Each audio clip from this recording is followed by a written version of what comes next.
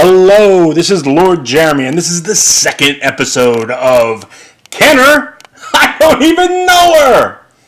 Anyway, as you can see here, today we have a carded figure. It's Ellen Ripley. I believe her name was Ellen from the movies. She was the girl that ran around and pretty much had her entire life destroyed by these horrible things.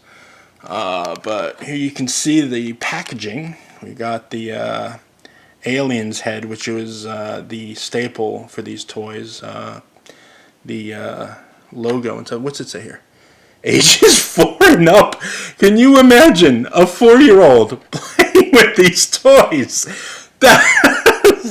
One parent in their right mind is going to give their 4-year-old anything that looks like this. That is fantastic. I can't even get over it. Okay, so as you can tell, that's the first time I saw that. Anyway, there we go. We got Space Marine Lieutenant Ripley. Now, as far as I know, she was never in the Space Marines in the movie. She was a civilian, in fact. So I don't know if that's a field promotion, and if indeed a field promotion, then she must have been drafted into, then field promoted. I have no idea, but yeah, so that's Lieutenant Ripley.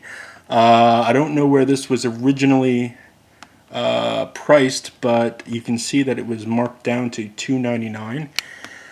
And there's Ripley in a very bright red top, yellow ribbon or bandana around her neck, giant flippin' guns that apparently have, it's a turbo torch with real flame action. I can't wait to see what that's like.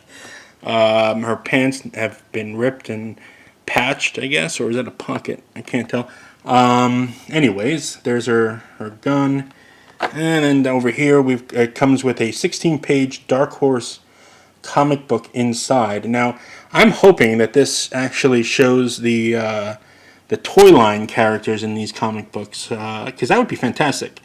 With the cancellation of the cartoon series before it was even really created, that would be the only existing adventures of these figures in anything. So, very cool.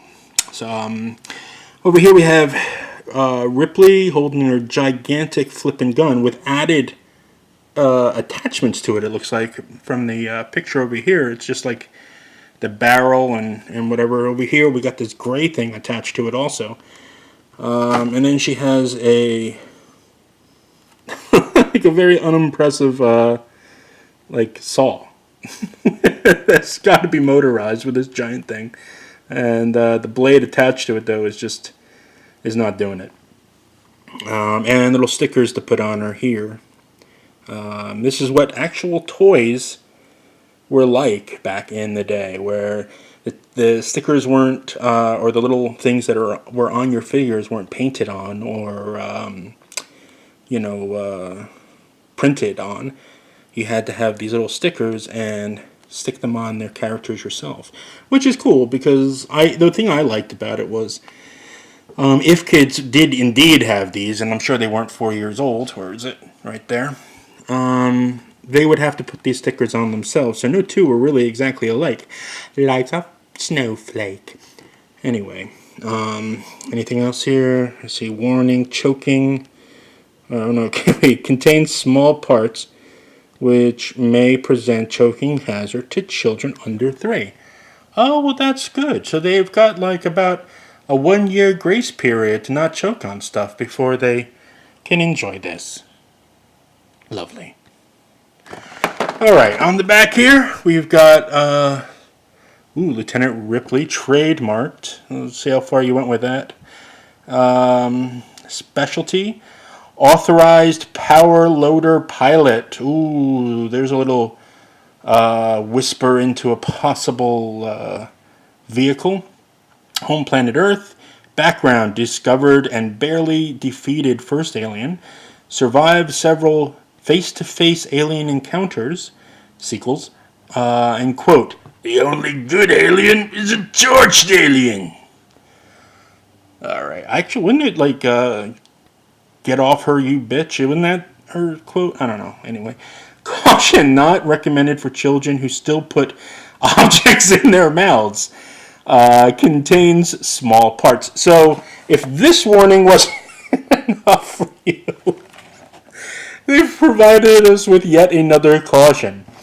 So if you do have that one 4-year-old that's still chucking stuff in their mouths, not the toy for them. Anyway, okay, so here we got, let me see, some of the aliens. We got the alien queen, gorilla, scorpion, bull, and then Ripley, Corporal Hicks. Didn't he die? I thought didn't he? A Sergeant Apon, he died. I'm sure he died. And Drake, I don't know if he was in the, I think he must have been. And if he was, I'm sure he died. And Bishop, this is the entire body count of like the second film. And who's this? ATAX, trademark disguise. And that is somebody who's dressed up as an alien. Let me see, over here we have, oh, there is the power loader. And the evac vehicle, the Stinger XT-37 vehicle. And then down here we just have Ripley, let me see, finger hand snap onto the flamethrower's handles, blah, blah, blah, blah, blah, blah, blah, blah. And we have our proof of purchase. Look at that. Lieutenant Ripley. Safety tested, meets exceeded ASTM F963-86. And there we go. So, without further ado, let's open up this little puppy here. Okay, here she is out of the packaging. Now, there's a little hole in her back there that you could snap in the useless little saw gun that she has. And incidentally, the packaging does not give you instructions as to where to put these at all. Not even in the comic book, which is here.